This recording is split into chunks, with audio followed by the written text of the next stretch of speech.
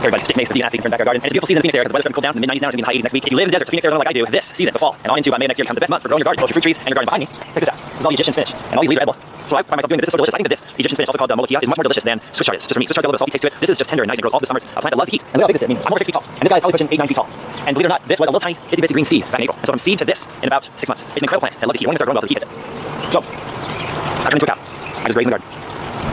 One of the cool things about my garden in its current state is I've got a pretty good system for the irrigation, for watering my raised beds, in addition to watering my fruit trees. So in this video today, I want to show you guys a little bit about how I water. Watering your garden, watering your fruit trees, watering your raised beds, watering your cactus recyclings can be a little bit of an art form. And watering is also unique to your property because everybody's soil and microclimate, everyone's property is going to take a little bit different watering system. So let me show you guys what I do. I'll show you a couple different examples. I hope this video will be meaningful for you and it'll help you in your garden, both your garden and your fruit trees. And if it's helpful, hit the like button for me. Check out my Urban Gardening Arizona Facebook group and subscribe to my Dean Athlete YouTube channel. You also get some gardening stuff from us on my website, dickmace.com. I want to first show you guys this tree right here. This is a desert ironwood, a native to the Phoenix area. And these guys can live for 1,000 years. This guy is literally 6 years old. I bought him with 1 year old in a 1 gallon pot. He's grown from a 1 gallon pot, I think it was about 8 to 10 inches tall, into this 12 to 15 foot monster in just a 5-year period. The cool thing about this country is that it's a native tree of the Phoenix area, so I really don't have to water it. I did water it the first 6 months, near the baby, and he's going to use the hole. I just used the hose, so I fill the hole up. When it was filled up, I stopped watering it, it's going to go. But in the last few years, I really haven't watered this guy at all. I just let the native rains of Phoenix, which usually don't come out. So I think I've watered this guy probably 2 or 3 times over the past 4 years. Only about once a year. And usually I water him at a time about this, October 1st. We've had a very dry summer. For some reason, my house here in Tempe, Arizona, has been a microclimate. It hasn't gotten very much monsoon rain. You can take my glasses off. So I want you guys to take note of how I do water this guy when I water him about once a year. We've had about 3-4 months now of no rain. And so I might hit this guy's native one time just kind of break out all those dry months. I got a bubbler right here. Check it out. This bubbler is a mushroom bubbler, so the water sprays out 360 degrees around the plastic emitter right here. And I put this in myself. So what I do is I twist this on and let the water squirt out in every direction. That's about 2 feet away from the trunk of the tree.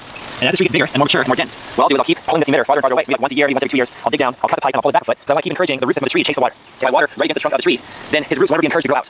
And so I keep backing the water away as the tree matures so that the roots chase the water. That was the tip my mom gave me. My mom's really good gardener. My first weekend gardening, my mom had a couple glasses of wine to me and she started crying. She was like, Jacob, I just love that you garden. It's like a piece of me that's inside of you. She was so sentimental. But she told me, listen, Jacob, if you're watering your plants right against the trunks, you gotta water away from the trunks to encourage the roots to grow out because as the root grows out toward the water, it'll make the plant on top much bigger, more bushy, and more healthy. So great tip from mom. So that's a good tip for the natives. If you got 4 or 5 months of no water, you might want to give them one water to kind of help them along until the rain starts again. So I want to keep that on for about, I would say 15, 20 minutes. Let flood the entire zone, soaks down, and we'll go on to the next. I'll show you guys a different way to water the next tree.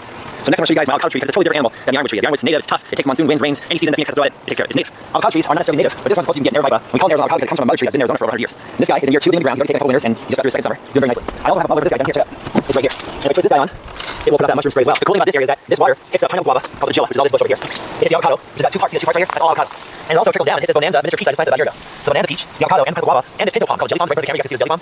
They all take the water from this one mushroom bubbler. So this is pretty cool. I've got permaculture working where I've got 4 different trees sharing the water from 1 emitter, and they're all very healthy plants. Trees like to be together, they like to share microclimate. This avocado is giving some shades of peach, and this pineapple guava helps to break over the wind, the avocado, and the pinto palm just enjoys the afternoon conversations that the pineapple guava and the avocado have. Okay, I got a lot of mulch down here on the ground. So what I find is that if I just run the tap water, which really has no filter on it, I'm relying on the microbes beneath the soil to take any kind of stuff that's sitting to this water. I need the microbes to filter for me. So what I do is about once a week, I keep this off, and I'll grab my bucket right here, and I'll walk over to my pond, my fish pond. You guys see my koi right down here? They're hanging out. They're getting excited because they're about to get fed, and they're pooping in the water. And all that fish poop is really good food for my trees. So I'll put this bucket in there, and I'll scatter, and I'll fill up a whole bucket full of pond water, which smells a little bit dingy color. And about once a week, I'll put about 6 of these on the avocado tree. So I'm going to put it over here, and I'll pour it right into the root zone. So this water has been sitting in the pond. It's got a lot of fish stuff in it. It's also probably all the chlorine, other crap cooked out. It's been sitting there for weeks and weeks. It's a really healthy water plant in my avocado tree. So I want to give the trees a wide variety of watering techniques. I've got bubblers sometimes, and I've got the flood method with the bucket sometimes. So I kind of try to have an inconsistent water schedule with a tree. Never really knows what's coming. I just feel that is really healthy for the tree's overall growth and success. So I'm going to put a few more of these buckets on right now, and I'll bring you guys over to the next tree. It's going to be a papaya tree and a mango. I'll show you guys how I water those guys.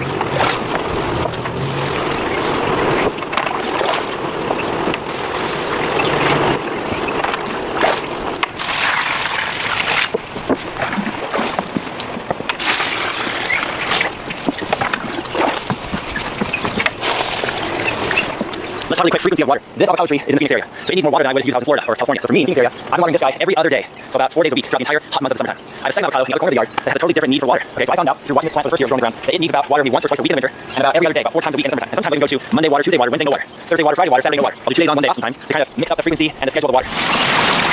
This tree over here is a brand new one. I just planted this tree in the door, Care Navel Orange. It'll be orange on the outside, but on the inside, kind of cool, like pink is red. This guy also has a bubbler, so I could switch this bubbler on, and I'll water this tree. So I'm going to go off the timing. Let's talk about a new tree. If you're a beginner gardener just planting a new tree, it's going to need a lot more frequent water than a mature tree that's already established. So if you guys have a big tree like this Poinciana, or like these mesquites behind me, or Acacia willows, they don't get as much water because their roots can hold it for a long period of time. But this guy was like a 2 gallon pot with a very small dwarf tree, and he is going to dry out very quickly. So listen to me. When you hear most people say water slow and low, okay, that doesn't always apply to every fruit tree. A new tree like this does not need to be watered slow and deep or slow and low. It needs to be flooded frequently. And so I've been watering this guy about 5 times a week. I've been watering him Monday for about 5 or 10 minutes only, and I water him Tuesday for about 5 or 10 minutes. Then I give him a break and no water on Wednesday. Then again 5 or 10 minutes on Thursday, 5 or 10 minutes on Friday, then a break on Saturday. And as he starts to grow, he grows bigger, doubles in size. What I'll do is I'll increase the amount of water and the time. Maybe I'll water him for 15 minutes, but I'll decrease the frequency. Maybe I'll water him just every other day, like Monday on, Tuesday off, Wednesday on, Thursday off. But now get 10 minutes to 15 minutes of water per session. And eventually once he's this tall and he's putting out some good fruit, I may just water him once a week. But when I do water him, water him like 20 minutes. And so you gotta go in your yard and recognize what are the mature trees, what are the baby trees, which ones are new, which ones are established. And the established ones water them deep and slow. And the new ones water them a little less deep, but more frequently because they have not yet grown a root system that goes out very far. They need more frequent water. So this baby Care Navel Orange is getting less water, about 5 or 10 minutes per session, and about 5 days a week. Like I do with a hose here. What I do is I take my hose, I love these flat heads that make a nice flat water come out like that. They're pretty cool. And also I spray the pond, make fish go crazy. You guys can see they start dancing in the water. They think it's raining. like fish babysitter. And what I'll do is I'll take a hose and I'll spray all the mulch around the root zone. I well that mulch down because as gardeners, we're trying to create an ecosystem for the bugs. We're trying to encourage worms, roly-polies, earwigs, maybe even some ants and grubs because they all play a role in making the soil really fertile and really poop and live. The tree eats up all the nutrients. Once I soak all the mulch for 60 seconds, then I'll turn on a flow about this much, just about that much right there. And I'll put the water over here. I don't put it here because the tree will get too spoiled if the water breaks into the root system. So I back the water to about here, and that way the water will go like this and trickle down into the root system and it'll flood the entire zone. I'll leave it on about 5 or 10 minutes, I'll shut it off. And let's right now go on to the next tree. I'll show you guys the other avocado tree I planted. It needs a completely different water schedule than this avocado. Let's go. So the other Arabica avocado, I have 4 avocados here. 2 of them are Arabicas, and I have a winter Mexican, and I have a Jim Bacon. Okay? The Jim Bacon and the Mexican are B types, and the Arabicas are A types. And this Arabica does really well. But he needs a completely different water schedule than his friend over there by the pond. Even though this mesquite tree on top, look how much shade gives him. All this up here is like incredibly shaded microclimate after 11 a.m. in the morning time. So even though he has the shade, and he has the diffused light, and he has wind protection from the mesquite tree, and he has a ton of mulch, these blocks, not only they protect the tree from the tortoise who lives back here, the dinosaur, his name is Leo, you guys know Leo, his nickname is Little Bastard because these blocks aren't here, he would mold his tree over the shell. But I filled up the inner part of these blocks with a ton of mulch, leftover moringa pods, straw, wood chips, even some like leftover loofah from years past, and it all makes up the little bit of microclimate that helps it feed this avocado tree and make it thrive here in the desert. Because this tree's only 2 years old. So 2 years old is looking pretty good so far. He's getting beyond 10 feet tall, and I know that his growth will be much more substantial in the years to come. So here's how I'm watering this guy. I can use the bubbler because I have there, but if you didn't have a bubbler, you only have a hose, which you can do is you take your hose, which is back here. This avocado tree is off of budwood from an Arizona grown avocado tree that's been in the valley here for over 100 years, but it's not as native like a mesquite or aloe berry or ironwood. So I still turn the hose and I wet down all the mulch. Catching a lot of life-giving moisture to the worms, the earwigs, the cockroaches, the roly-polies, and all the beneficial fungus underneath the soil.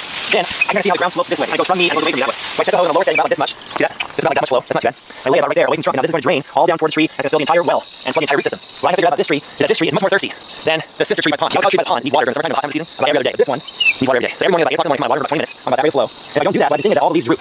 And if I water them about 20 minutes every morning, he stays perky and amazing and all this new incredible growth that's coming up and really nice and healthy. So you guys, I want you to be inspired that every tree is different. You might have soil that's different than mine. You may have a tree that's different than mine. You may have a microclimate in your yard that's different than mine. So you have to be a little bit of a scientist and know the tree needs water, needs mulch, and needs some shade in the afternoon. But also be an artist. You gotta have a healthy marriage between scientists and artists. And together, you have a very healthy tree. I can't wait to come to you guys next year when the avocados begin to flower and fruit. I'll eat some Arabica avocados on camera right in front of you guys. Now behind this guy are the dragon fruit. And the dragon fruit, I've been growing for about 2.5, almost 3 years. And he just started to flower. You guys can see this is the first ever dragon fruit flower. I have these dragon fruit cuttings. I started with just one piece of each cactus. This fruit in my there turns into this mob of dragon fruit. It loves the shade. And it has incredible flowers that open up any day now. I'll film for you guys. You guys quick look at the screen right now. I'll have a video where you can see a flower when it opens up. I got a hand pollinate that guy when he's ready. Now back there are where all the roots are, back in there behind the blocks. So I'll do about 2 times a week, maybe sometimes 3 times a week in the summertime, it's super hot. It'll just spray against the wall. And all that water will hit the wall and drain down into the root system. And probably about like 2 or 3 minutes, 2 or 3 minutes of water back there. And that's enough, but twice a week during the hot summer months. I would say only once every 10 days in the winter months. Maybe once every 2 weeks. But it's still October, still 96 degrees today in Phoenix. And so I'm still doing about twice a week. And that's enough water to keep that guy happy and healthy and growing like crazy. Here's the main garden center raised bed here. This one's still the soil, been growing for about 4 years, and it's really well. Everything I put in this bed grows really nicely. But it's a new season. The fall season is my favorite season to grow my fall and winter garden. Everything grows so well here in the fall and winter. So I've got a fresh layer of coconut coir and compost and worm casting, the azomite rock minerals on top of this. And I just threw down a bunch of seeds. There's a whole new crop of seeds that I already lay on the top. I already kind of mixed them in my hand like this. They were small seeds, but no kale seeds. I have an irrigation system on this raised bed, but I'm not going to use it when I put the fresh seeds in because the seeds need to be sprayed uniformly across the top of the entire raised bed. So I got to take my hose when I first put down brand new seeds. And I love these flat hoses because they put a nice uniform spray of water on top of the soil. I'll put mine about 4 times a day in the morning, at about noon, at about 2, and at about 4 or 5 o'clock. 4 times a day. I'll just do about this much water on top of the soil to spray those seeds. In a couple of days, I'll start seeing the little sprouts, and all the seeds will germinate. And when they get about, I would say about 3 or 4 inches tall, they become plants. I'll then stop watering with the hose, I'll turn on the irrigation system, and that'll be enough to drip, drip, drip, and hit the roots of each plant. So again, since the seeds are babies, you gotta give them less water, but more frequently. Just like you guys have a baby in your family, a little infant human, you guys can't feed that baby as much as an adult eats. You know, we eat 2 or 3 times a day, big meal, be totally happy, but a baby can't. A baby has to eat less, a baby more frequently throughout the day, and seeds and baby trees are the exact same thing. If you come over here to this raised bed, I got a bunch of mint all growing in this raised bed because it's kind of invasive, and so it's contained in this raised bed here. And this mint, I never have to water the hose because I have an irrigation system that waters the mint below the canopy of the greens right against the soil. And my irrigation system is a 1/4 inch poly line, and it looks just like this. The cool thing about this irrigation line is pretty cheap. I get it from a local company called Sprinkler World. And it's got an emitter every 6 inches. There's an emitter there, an emitter there, and an emitter there. And now that I turn on the irrigation system, you can see how it's dripping about that rate of flow. Drip, drip, drip, drip, drip, drip, drip. And I'll leave this on in my garden for about 15 minutes, maybe even 10 minutes, 10 to 15 minutes, depending on what the weather is that day. And I'll do it in the morning around 8 o'clock in the morning. I'll do it again around 1 p.m. That's it, twice a day. I have this thing run for about 10 to 15 minutes twice a day, and like 8 a.m. about 1 p.m. And I have a lot of worm castings and compost and coconut coir. I like coconut coir because that's the moisture, and then it keeps the moisture in the soil. And I also add my rock minerals, and that enables me to be able to twice a day when it's 115, 120 degrees outside because my soil holds moisture really well. Here's how it looks like. My soil looks like there. Look at it, there's not a lot of wood chipping. It's just like really broken down. It almost looks like pure worm castings or coffee grounds or something. The smell, there's no smell of manures. It just smells like you're gone backpacking or hiking in the forest. It rains. It smells like that. Like a forest rain. New Cologne by Jake Mace for men. Forest rain. I'm fine. Alright, so that's how my raised bed garden irrigation system works for established plants. All this basil back here, lemon basil and cinnamon basil and holy basil and Thai basil and sweet basil and spray basil. It's all being watered with this drip system because the plants are mature. And I've even got some tomatillos coming up here as volunteers on their own, and they'll be going all fall and winter long. And the last thing I want to show you guys for this video are these date palms. Now these new date palms, this one's a China Ranch Gold. This one's a China Ranch Black. And this one's a Black Sphinx. This is one of the unique varieties from Phoenix area. And these date palms all need water. They're not like normal fan palms. Those palms waiting in the side over there above the mulberry. Those are the fan palms. They handle Phoenix native rain pretty well. But these date palms need more water, especially when they're babies, especially in the summer season. You can water them too much in the winter. Yes, you can. But in the summertime, you pretty much cannot. So I had somebody tell me, the date experts in Death Valley in the China Date Ranch, they told me they water their date palms every single day during the summer months when it's hot because they double their growth, flushes and incredible growth, especially when they're young and established. So what I'm doing, I'm taking the Black Sphinx, I'm again laying down the mulch a little bit. And I'm bringing water about this rate of flow right here, about that far from the trunk. I kind of like nestle down in the wood chips and let's fill out the whole root zone. So I found that the China Date Ranch was correct that this summer I have about 15 or 16 date palms here on property, and they grew great all this summer because I watered them every day from about end of May until about now. And now it's back about 4 times a week, and I about 2 times a week, and so on as it gets colder and colder. I'm really careful with the date palms. I don't water the leaves or inside the hair. That's that rot the palm. So I don't spray up here. I don't water the roots. I got to break out of the date palms. So pretty much this video today is built to kind of show you guys what I'm doing here at Longevity Gardens to make my garden and my fruit trees successful. And water is a very important part of that. But again, it's a balance between the science of watering and the artistry of watering. Okay, gotta be a little bit of an artist and a little bit of an engineer when it comes to good water. Know your yard, know your microclimates, know your soil, and know your trees and your plants. Okay, and water each one a little differently as they need it. What you guys saw today is that the exact same avocado tree needs different water schedule depending on which tree it is and what part of the yard's growing in. Okay, so get those back with you guys to your garden, and hopefully it'll make you a much better gardener. I want you guys to go online right now on Facebook and join my urban gardening on the Facebook group. Check this out. One of my favorite trees right now is this pear tree. Female fruiting pear going great, and it's a little more mature, only about once a week water. And this is also cool called a neem tree. It's going really well. If you guys get back over there, you'll see how this neem just put off a crazy flush of growth, vertical, right in the air with it. It's reaching for the sky, saying Elon Musk, SpaceX, taking to Mars. It's reaching up there. Thanks guys for watching. Thank you for your interest in gardening. I think that growing your own food at home is extremely powerful, especially in the digital age. It's going to keep you healthy. It's going to keep you mentally fit. You'll have a hobby to put your energy into, and it's also going to enable you to eat food in its ripe, nutrient-dense state. So I'm Jake Mace signing out. Go vegan and grow your own. I'll see you guys back here next time.